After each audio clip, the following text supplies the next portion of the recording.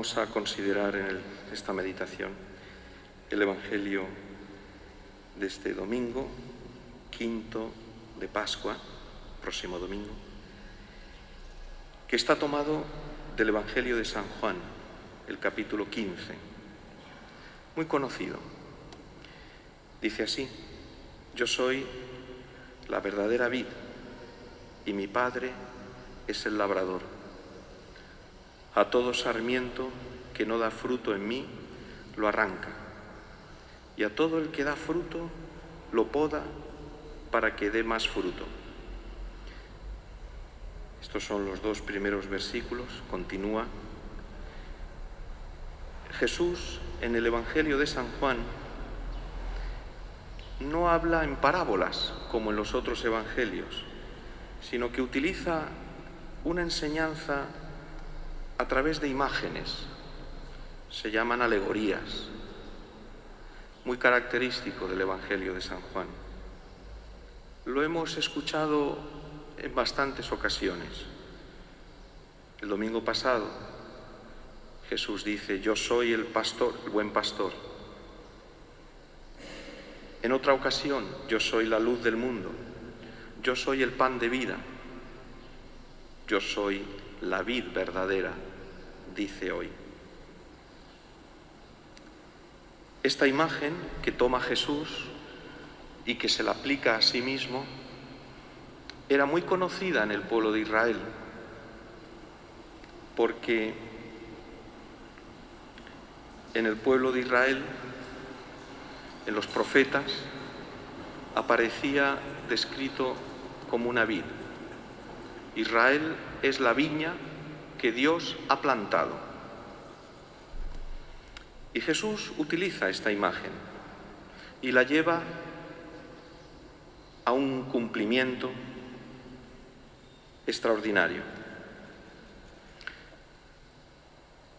En el fondo, como trasfondo de esta enseñanza de Jesús, que pronunció en la última cena, se encuentra un cántico escrito por el profeta Isaías, que dice así: voy a cantar a mi amigo el canto de mi amado por su viña. Mi amigo tenía una viña en un fértil collado, la entrecavó, quitó las piedras y plantó buenas cepas. Construyó en medio una torre y cavó un lagar. Así comienza este cántico del profeta Isaías, refiriéndose al pueblo de Israel como esa viña que Dios había cultivado, había preparado.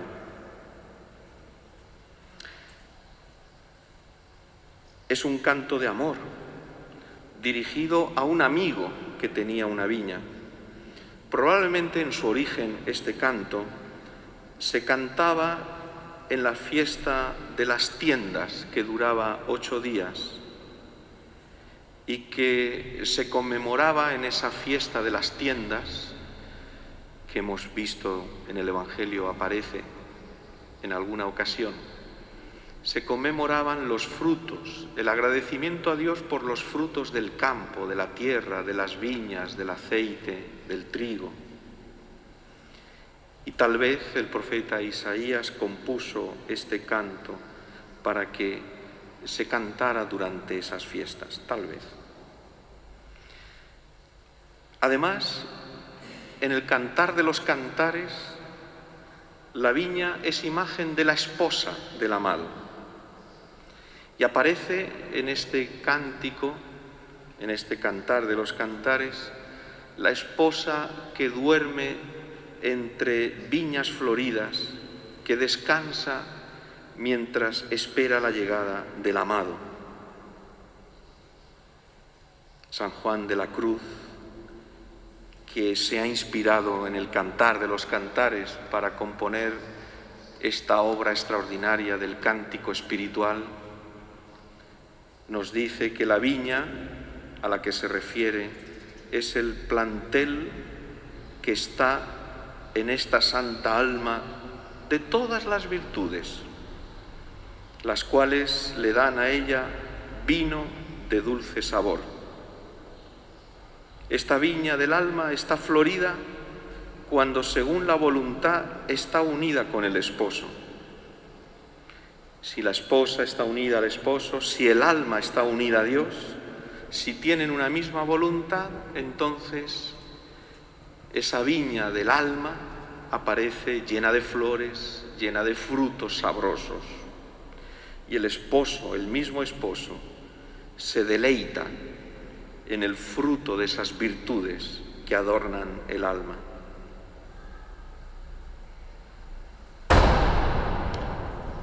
En este cántico del profeta Isaías, Dios cuida con amor y con primor la viña de Israel que ha plantado. La entrecavó, quitó las piedras, plantó buenas cepas y construyó en medio una torre y cavó un lagar. Le quitó los obstáculos, las dificultades. Las cepas eran buenas, de buena calidad, las mejores.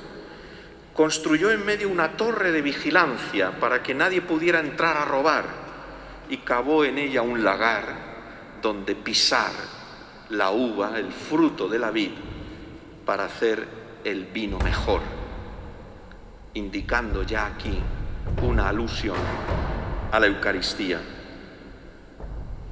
Sin embargo, algo pasó.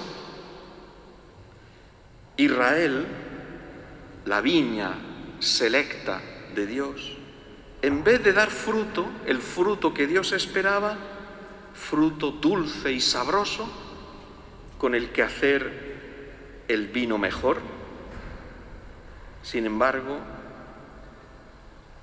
dio uva amarga, agrazones, dice la Biblia.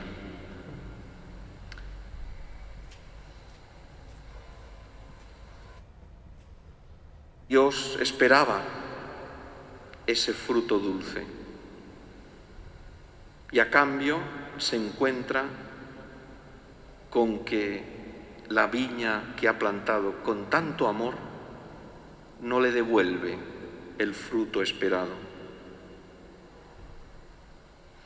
Dice así el profeta Isaías en una página de una intensidad extraordinaria: habitantes de Jerusalén, hombres de Judá, por favor, sed jueces entre mí y mi viña. ¿Qué más podía hacer yo por mi viña que no hubiera hecho? ¿Por qué cuando yo esperaba que diera uvas, dio agrazones? Y la resolución: pues os hago saber lo que haré con mi viña. Quitar su valla y que sirva de leña, derruir su tapia y que sea pisoteada. La convertiré en un erial, no la podarán ni la escardarán. Allí crecerán zarzas y cardos. Prohibiré a las nubes que lluevan sobre ella. Y termina el último versículo diciendo: la viña del Señor del universo es la casa de Israel, y los hombres de Judá su plantel preferido. Esperaba de ellos derecho, y ahí tenéis, sangre derramada. Esperaba justicia, y ahí tenéis, lamentos. La esposa, Israel, ha traicionado el amor de Dios, su esposo. Ha defraudado ese amor que Dios había puesto en ella. Y la consecuencia es que el esposo abandona la viña, la deja sola para que sea pisoteada, destruida, para que ya no llueva sobre ella y no dé fruto, nunca más. El canto de amor, que así empezó, se convierte en una amenaza de juicio. Sin embargo, en la Biblia hay más textos sobre la viña.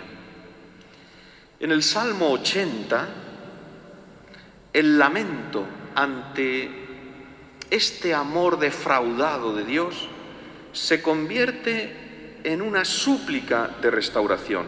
Y dice así el Salmo 80, Dios del universo, vuélvete, mira desde el cielo, fíjate, ven a visitar tu viña, cuida la cepa que tu diestra plantó y al Hijo del Hombre que tú has fortalecido. Es decir, esa amenaza de Dios de acabar y de destruir y de arrasar la viña que había plantado con tanto amor y que no había dado el fruto esperado, se convierte en una súplica, en una petición: Señor, no nos abandones, no nos dejes, vuélvete a nosotros. No permitas que tu diestra, que la viña que tu diestra plantó, que tu diestra es el brazo fuerte de Dios, es el brazo con el que Dios actúa, es decir, la viña que tu amor plantó, que no sea pisoteada, que no sea abandonada. Vuélvete a nosotros y danos vida para que invoquemos tu nombre. No nos alejaremos de ti, Señor Dios del universo. Restáuranos, que brille tu rostro y nos salve. Este es el Salmo 80 sobre la viña de Israel. En el Evangelio de San Marcos hay, aquí sí, una parábola, ya no una alegoría, una parábola, que nos da una enseñanza nueva sobre la viña. Algo parecido a lo que ocurrió con el cántico de Isaías. Dice el Señor en esta parábola que un propietario cavó una viña, la plantó, la rodeó de todo cuidado y después la arrendó a unos labradores. Y cuando llegó el tiempo oportuno envió mensajeros, servidores suyos, sirvientes, a esos labradores para que le dieran el fruto convenido. Y los labradores que habían arrendado la viña, en vez de dar el fruto, agarraron a esos sirvientes, a esos encargados, enviados por el dueño, y a unos lo apalearon, a otros los expulsaron de la viña, a otros los mataron. Al final, el dueño de la viña solo le queda su hijo amado y envía a su hijo a los viñadores, y estos, viendo que es el heredero, lo agarran y lo matan. Y Jesús en la parábola pregunta: ¿qué hará el dueño de la viña? Y los que le oían, fariseos, escribas, dice: acabará con los labradores y arrendará la viña a otros. Contesta también el Señor. En esta parábola que Jesús pronunció poco antes de su pasión, está en el capítulo 12 de San Marcos, en esta parábola los oyentes, los fariseos, los escribas, los saduceos, se dan cuenta de que con esta parábola Jesús se refiere no a algo que ha pasado en otra época, sino que Jesús se está refiriendo al momento presente. La historia es actual. El Señor no habla solo del pasado, sino siempre del presente y del futuro. Y en verdad, esta descripción de la parábola de los viñadores homicidas, como se suele titular, ¿no es acaso también una descripción de nuestro presente, de nuestro momento actual en el que vivimos? ¿No es esta también la lógica de los tiempos modernos, de nuestra época? ¿Cuántos hoy declaran, si no abiertamente de palabra, sí con su vida personal, que Dios ha muerto, que para ellos Dios ya no cuenta para nada, que viven su vida y Dios está, si acaso, allí lejos? pero ya no tiene Dios una presencia significativa en la vida de las personas, porque cada uno vive su vida, lo mejor que cree, lo mejor que le parece, pero Dios está lejos. Declaramos que Dios ha muerto, si no de palabra, que algunos lo hacen, sí con las obras, con nuestra vida. Y de esta manera se intenta arrebatarle a Dios la viña para quedarnos nosotros como únicos dueños de nuestra vida. Por fin hemos dejado de ser propiedad de otro, de Dios, y ahora nos convertimos en los únicos dueños de nuestra propia vida. Por fin podemos hacer lo que creemos que tenemos que hacer, o lo que nos apetece, o lo que nos parece que es mejor. Pero aquí Dios no cuenta para nada. Nos desembarazamos de Dios. Ya no hay normas por encima de nosotros. Nosotros mismos somos los que decimos qué normas hay que vivir. La viña es nuestra. Y a veces también en la iglesia. A veces también en la iglesia. Lo que tiene que ser la iglesia lo decidimos nosotros, lo hacemos nosotros. Dios no cuenta para nada. Y esto es lo peor, porque la iglesia es la esposa de Cristo. Y no se puede hacer nada en la iglesia si no contamos con el esposo que se ha entregado por la esposa. Porque no hay nada que tenga sentido en la iglesia si no es en comunión de amor con Cristo, secundando su voluntad, lo que Él quiere que sea la iglesia. Es que la iglesia tiene que ser más moderna, la iglesia tiene que ser de Cristo, ni moderna, ni antigua, ni pasada, ni presente. La iglesia es lo que Cristo quiere que sea. La iglesia no es una asociación que para sobrevivir tenga que conquistar, ganarse el favor del público. La iglesia está al servicio de los hombres en lo que de verdad necesitan los hombres, que es el amor de Dios. La iglesia es lo que Cristo quiere que sea. Pero en esta parábola del Evangelio de San Marcos y también en el Salmo 80 hay una esperanza. Dice en la parábola: se quitará la viña a esos labradores homicidas y se le dará a otros que den fruto a su tiempo. Es decir, la viña no será destruida, la viña será traspasada a otros siervos. Esto no es una amenaza de destruir la viña, sino que ahí hay una promesa que lleva consigo una esperanza. La viña permanece en las manos del Señor. No está supeditada a unos siervos concretos, a unos trabajadores concretos, sino que la viña siempre está en las manos del Señor. Y si esos siervos no han sido fieles, se le dará a otros que den fruto. Pero sigue en este Evangelio de San Marcos, sigue otra promesa.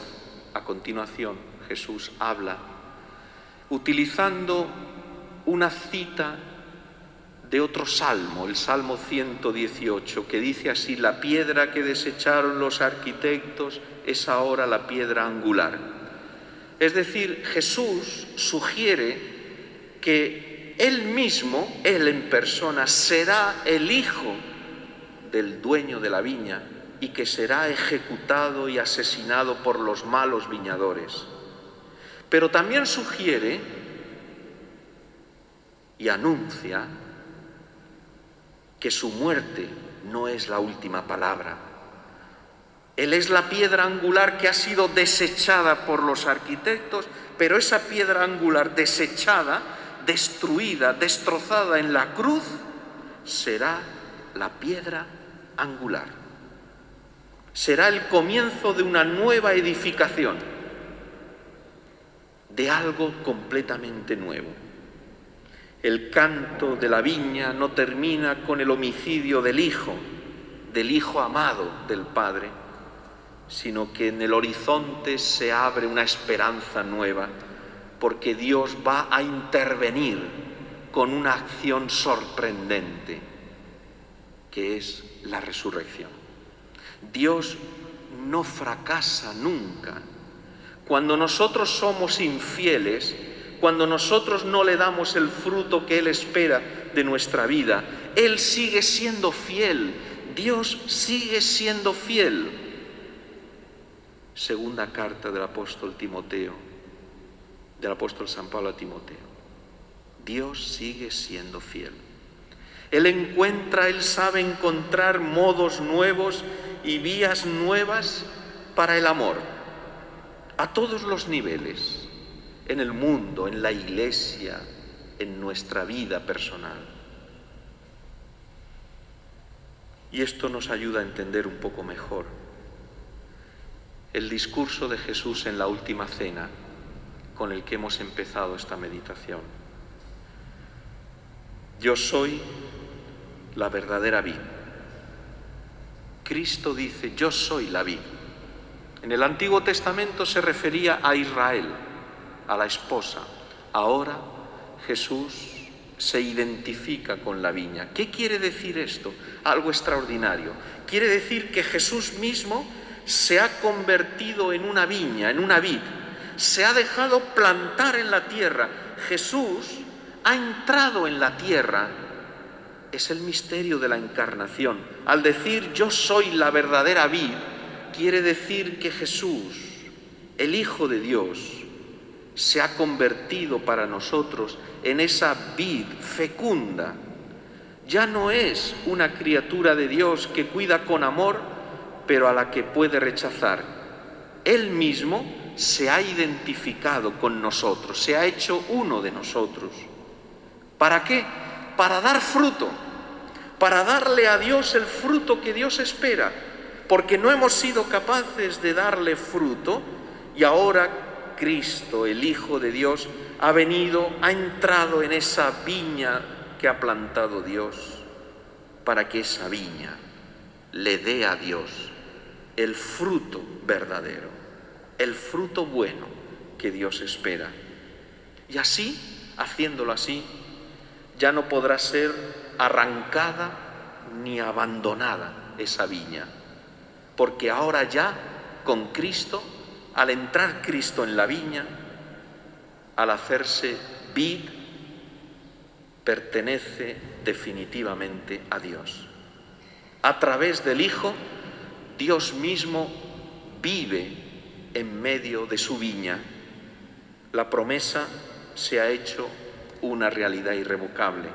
Como ocurrió en el paraíso antes del pecado original, que Dios visitaba a Adán y a Eva en el paraíso todas las tardes, al caer de la tarde, en la brisa de la tarde, ahora Dios vive entre nosotros gracias a su Hijo, que se ha encarnado, que se ha hecho para nosotros vid verdadera.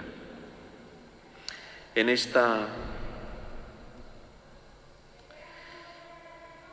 este discurso, en la última cena,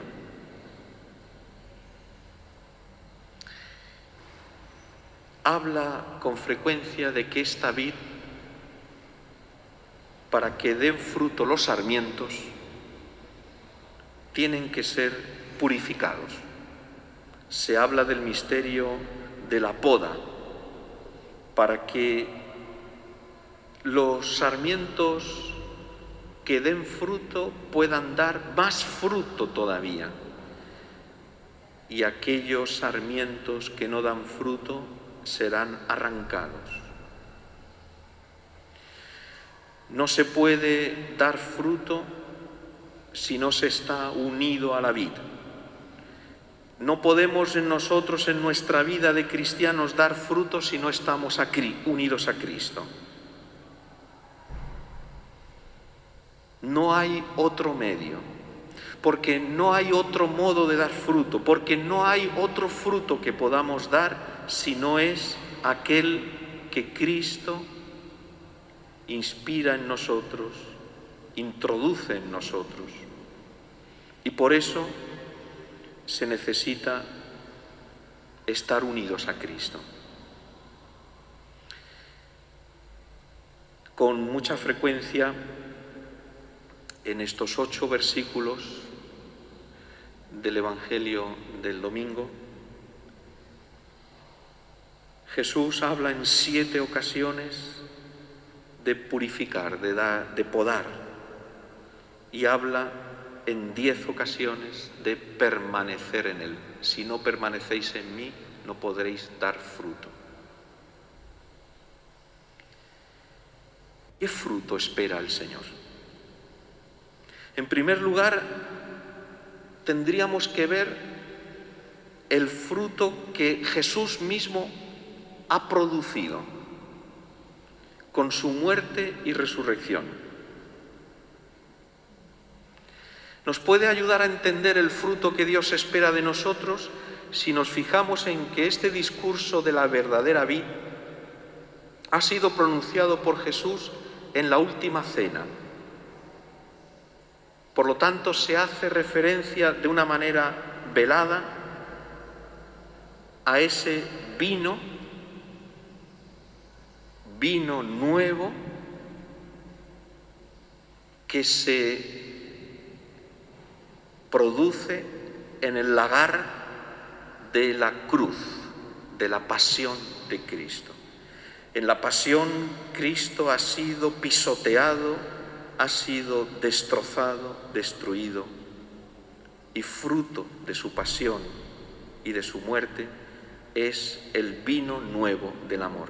Y así se conecta el discurso de la verdadera vid en la última cena con las bodas de Caná. Jesús nos da el vino bueno, el vino verdadero, el vino nuevo, capaz de llenar de alegría nuestra vida, porque ese vino nuevo de Cristo, el vino bueno y el vino verdadero, es el vino de su amor que fue pisoteado en la cruz, que fue producido en la cruz, que fue elaborado en la cruz. De esta manera, esta imagen de la vid verdadera tiene un significado eucarístico. Hace alusión al fruto que Jesús nos trae y nos da, que es el vino de su sangre, de su cuerpo entregado, de su sangre derramada, de su amor que se entrega por nosotros. Por lo tanto, el fruto que Dios espera de nosotros es el fruto de Cristo, no hay otro. ¿Qué otra cosa podríamos nosotros presentarle a Dios mejor y más que el fruto de su Hijo, que el amor de su Hijo? Lo que Dios espera de nosotros como fruto es el amor de Cristo, que como sarmientos unidos a la vid, nosotros demos el mismo fruto que Cristo dio, el mismo fruto, el mismo amor. Y esto no lo conseguimos solo con nuestro esfuerzo o únicamente con nuestra lucha personal, sino que es regalo de Dios. Es que Cristo nos lo da. Cristo nos regala ese amor suyo.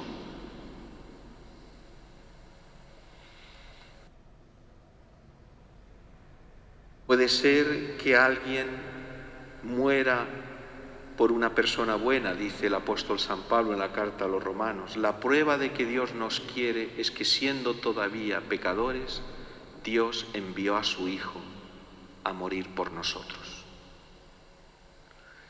Ese amor de Cristo que nos da como regalo, como don, es el que Dios espera de nosotros.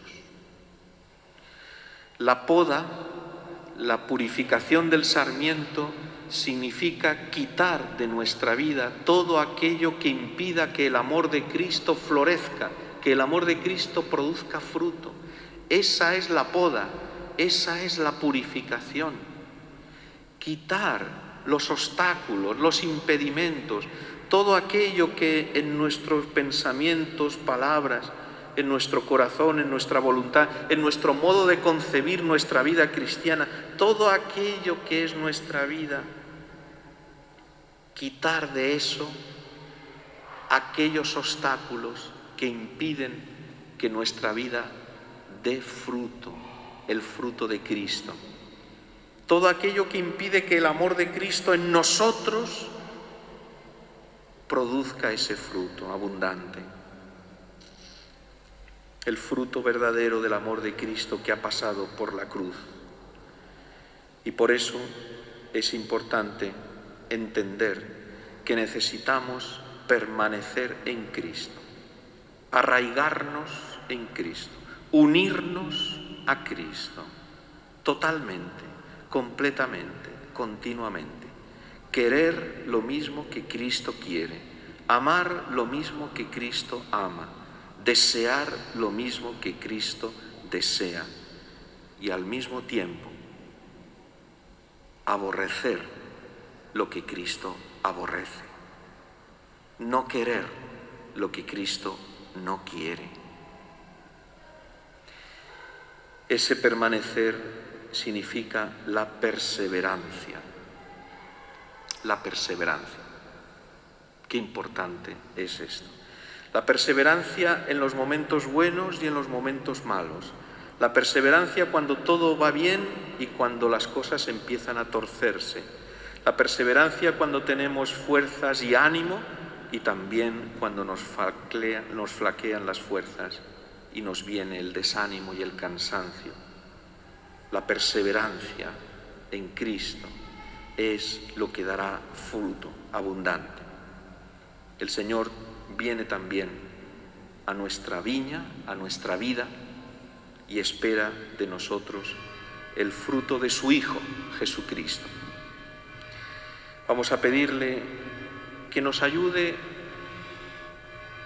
a pensar nuestra vida cristiana movida por este don del amor de Cristo. Así es como nos tenemos que ver como cristianos, movidos en todo momento por el amor de Cristo, que actúa en nosotros. El amor de Cristo actúa en nosotros. Y al mismo tiempo que nos ayude a ver qué cosas hay en nuestra vida que podríamos mejorar, que podríamos quitar, arrancar como se hace con la poda, purificar. ¿Qué cosas, por ejemplo, en nuestra vida? Señor, ilumíname, dame luz, hazme ver en qué cosas en mi vida yo podría poner un poco más de amor.